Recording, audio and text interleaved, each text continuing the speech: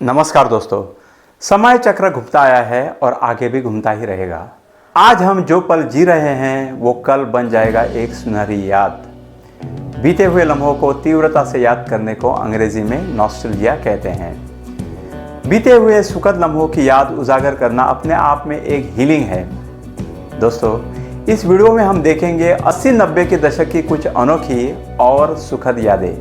हम ये भी देखेंगे कि उस ज़माने में जब मोबाइल फ़ोन मौजूद नहीं था, प्रेमी लोग एक दूसरे से कैसे संपर्क रखते थे। इसके बाद हम नॉस्टैल्जिया का करेंगे साइंटिफिक विश्लेषण भी।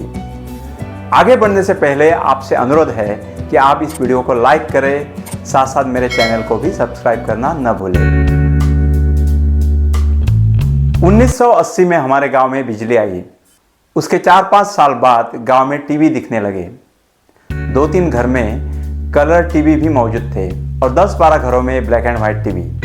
ब्लैक एंड व्हाइट टीवी पर वीडियो काला और सफ़ेद दिखता था, जैसे पुराने ब्लैक एंड व्हाइट फोटोज में दिखता है।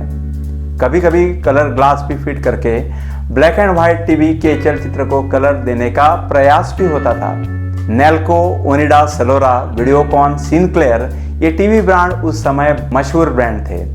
कलर टीवी तो करीब करीब 10,000 से लेकर 15,000 रुपए में मिलता था, जिसका मूल्य आज के दौर में 1 लाख रुपए से भी ऊपर होगा। जिनके घर टीवी होता था उनके फैमिली मेंबरों का रुबाब देखने लायक होता था। घर का मुखिया मोटे से कुर्सी पर बड़ी शान से बैठता था। अड़ोसी पड़ोसी इनके यहाँ टीवी देखने के लिए उमड़ पड़ते थे। सब लोग जमीन पर ही बैठते थे। शाम के 5 बजे शुरू हुआ टीवी रात के 9:30 या 10 बजे तक बंद होता था। सब लोग छाया गीत, चित्रहार और बुनियाद नकाब जैसी टीवी सीरियल्स बड़े चाव से देखते थे। रविवार के दिन रामायण या महाभारत सीरियल टीवी पर दिखाई जाती थी। शाम 5:30 बजे हिंदी फिल्म लगती थी। मुझे याद है, टीवी पर जब हनुमान ने लंका को आग लगाई थी, तब सब लोगों ने 2-3 मिनट लगातार जोर जोर से तालियां बजाई थी। इसमें औरतें और बुजुर्ग भी शामिल थे। दूसरों के घर 4-4 घंटे बैठने में कभी किसी को शर्म महसूस नहीं हुई। ना ही टीवी के मालिक या उसके फैमिली मेंबर को अपने आप को अनकंफर्टेबल महसूस किया। वो सब अनोखे लोग थे और अनोखा था उनका विश्व। आज की तारीख में कहाँ जाता है कोई पड़ोसी के घर, और वो भी टीवी देखने के लिए। उन दिनों फिल्म देखने का भी जबरदस्त क्रेज था। सार्वजनिक पूजा, मेला या बच्चों के जन्मदिन पर फिल्में दिखाई जाती थी। जब मैं बहुत ही छोटा था, मैंने 2-3 जगह बड़ी स्क्रीन पर प्रोजेक्टर पे चलाई गई फिल्में देखी थी। इसमें मिस्टर नटवरलाल, हम 5 और बरसात की एक रात जैसी फिल्में शामिल थी। लेकिन जैसा समय बीतता गया, लोग प्रोजेक्टर की जगह वीडियो कैसेट प्लेयर इस्तेमाल करने लगे, क्योंकि ये छोटा और इस्तेमाल के लिए आसान उपकरण था, जो बहुत ही हैंडी भी था। नज़दीक के शहर से या किसी रईस के घर से टीवी को सर पे रखकर लाया जाता था। फिल्म देखने के लिए टीवी और वीडियो प्लेयर की ज़रूरत पड़ती थी। टीवी के लिए कुछ 50 रुपये प्रतिदिन किराया था और वीडियो के लिए 50 रुपये। वीडियो कैसेट 20 रुपये के किराए पर मिल जाती थी। टीवी और वीडियो किसी घर में सेट किए जाते थे। गांव-गांव में छोटे छोटे पोस्टर लगाए जाते थे, जिसमें फिल्म का नाम और स्थान का पता रहता था। फिल्म का टिकट होता था 2 रुपये। पैसे वाले लोग 2 रुपये का टिकट खरीदकर सीधे अंदर जाकर चादर पे बैठते थे, और जो लोग 2 रुपये का टिकट अफोर्ड नहीं कर सकते थे, वो दरवाजे पर ही रुके रहते थे। फिल्म शुरू होने के बाद 5-10 मिनट में 1 रुपया देकर उन लोगों को भी एंट्री मिलती थी। मैं और मेरे दोस्त ने लव 86, सल्तनत, वतन के रखवाले, लोहा जैसी बहुत सारी धर्मेंद्र की फिल्में सिर्फ 1 रुपया दे के देखी थी। मेले के दिनों में तो कपड़ों के टेम्पररी थिएटर्स बनाए जाते थे और उनके अंदर रहता था टीवी और वीडियो प्लेयर। लोग मेला कम और फिल्में ज़्यादा देखते थे। मैंने टार्जन, दादागिरी और पुराने हवेली नाम की फिल्में मेले में ही देखी है। दोस्तों, उन दिनों माँ बाप फिल्में देखने को आसानी से इजाज़त भी देते थे। लोगों में एक दूसरे के प्रति बहुत ही विश्वास था। लोग अपने आप को सेफ महसूस करते थे। उन दिनों साइकिल भी किराए पर ले जाती थी।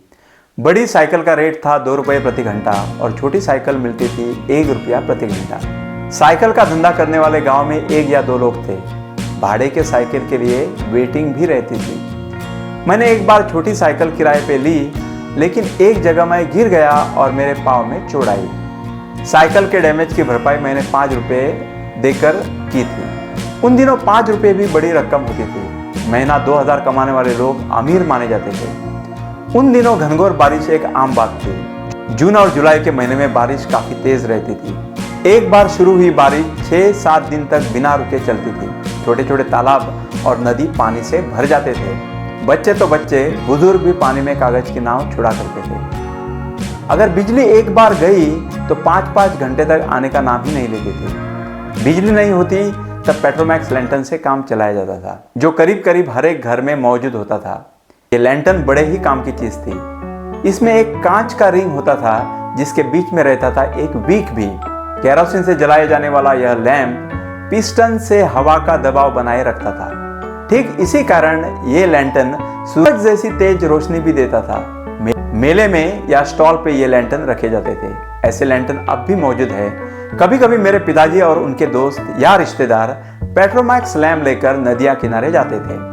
पेट्रोमैक्स लैंप को जलाकर वो नदी के किनारे कीचड़ में रखते थे। तेज रोशनी के कारण बहुत सारे खेकड़े अपने अपने बिलों से निकलकर रोशनी की तरफ दौड़ते थे। पिताजी और उनके दोस्तों की थैलियां कुछ ही मिनटों में खेकड़ों से भर जाती थी। पेट्रोमैक्स लैंप जलाने के लिए काफ़ी सारा केरोसिन भी लगता था, जो महंगा था। इसलिए इस लैंटर्न का इस्तेमाल कुछ खास जगहों पे ही किया जाता था। हर रोज के जीवन में तो छोटे छोटे दिए से ही लोग काम निपटाते थे। दिया एक अनोखी चीज होती थी जिनको ज्यादातर घर में ही तैयार किया जाता था। एक सिरप की खाली बोतल और पतली कॉटन की रस्सी से दिया बनाया जाता था। बोतल में केरोसिन भरा जाता था और इसमें रस्सी डाली जाती थी। जब प्रकाश की जरूरत होती थी तो दिए को जलाया जाता था। कई जगह ऐसे वाले दिए आज भी इस्तेमाल किए जाते हैं। दोस्तों, स्कूल या कॉलेज में जब किसी लड़के को कोई लड़की से प्यार हो जाता था, तब अपने प्यार का इजहार करना उसके लिए काफ़ी मुश्किल चीज़ होती थी। उन दिनों मोबाइल फ़ोन का आविष्कार नहीं हुआ था। लड़कियों को लड़कों से बात करने पर भी निर्बंध रहते थे। ऐसी स्थिति में खुद या अपने मित्र की मदद से वो प्यार में पागल लड़का एक लंबी इमोशनल चिट्ठी लिखता था, जिसमें वो भर भर कर अपने प्यार का इजहार करता था। वो लिखता था कि उसकी ज़िंदगी उस लड़की के बिना कैसी अधूरी है। वो लिखता था कि अगर वो लड़की उसकी नहीं हुई तो वो अपनी जान भी कुर्बान कर देगा। वो धमकी देता था कि नारियल के पेड़ से कूदकर वो अपनी जान देगा। एक प्रेम पत्र लिखने का काम 2 या 3 दिन लगातार चलता था। इस पत्र में कई चेंजेस भी किए जाते थे और कड़ी मेहनत से आखिर में फाइनल ड्राफ्ट बनाया जाता था। किसी छोटे लड़के द्वारा या किसी के विश्वास पात्र मित्र द्वारा ये पत्र उस लड़की को भेजा जाता था। लव लेटर भेजने के बाद लड़का जब तब भी करता था। मंदिरों में प्रसाद चढ़ाता था ताकि वो लड़की उसके प्यार को कबूल करे। 2-3 दिनों के बाद अगर उस लड़की ने इस लड़के को स्माइल दी तो मामला सेट, ऐसा वो लड़का समझता था और मित्रों को अपनी हैसियत से पार्टी देता था। और ऐसी वाली स्माइल अगर उस लड़की से ना मिले तो अगले 15 दिन तक वो लड़का शोक मनाता था। और दोस्तों, अगर मामला सैड भी हुआ तो कम्युनिकेशन पत्रों द्वारा ही रहता था। मोबाइल फ़ोन के इन्वेंशन के बाद ये झंझट खत्म हुई। दोस्तों, अब हम जानने की कोशिश करेंगे कि नॉस्टैल्जिया आखिर क्यों ट्रिगर होता है। मनुष्य के दिमाग में कई सेंसरी केंद्र होते हैं। उनमें से जब self reflection, autobiographical memory, emotion regulation और रिवॉर्ड प्रोसेसिंग एक्टिवेट होते हैं, तब नॉस्टैल्जिया कार्यान्वित होता है। ये सब सेंसरी केंद्र कई चीज़ों से ट्रिगर होते हैं, जैसे कि किसी के जन्मदिन के अवसर पर, या फिर आप ऐसा कोई संगीत सुनते हैं जिससे आप पहले सुनना पसंद करते थे, या आप कोई पहले ज़माने की फ़ोटो देखते हैं जिससे आपकी भली बुरी यादें जुड़ी है। रिसर्च में ये पाया गया है कि जब किसी पर पुरानी अच्छी यादें हावी होती है तो डोपामिन नाम का एक केमिकल ब्रेन से रिलीज होता है। और दोस्तों, यही वो रसायन है जो एक सुखद एहसास देता है। इसलिए जब नॉस्टैल्जिया होता है तब हम बहुत अच्छा फील करते हैं। वैसे तो नॉस्टैल्जिया एक अच्छी बात है, लेकिन कोई भी अच्छी चीज़ जब ज़रूरत से ज़्यादा हावी होती है तो वो बुरी बन जाती है। ठीक उसी तरह से बहुत ही ज़्यादा नॉस्टैल्जिया कभी कभी डिप्रेशन में भी परिवर्तित हो सकता है। इसका मतलब ये है कि अगर कोई इंसान बार बार पुरानी यादों में ही खो जाने लगे तो वो डिप्रेशन में जाने के चांसेस बहुत ही ज़्यादा रहते हैं। दोस्तों, ये वीडियो आपको कैसा लगा कमेंट बॉक्स में ज़रूर लिखें। धन्यवाद।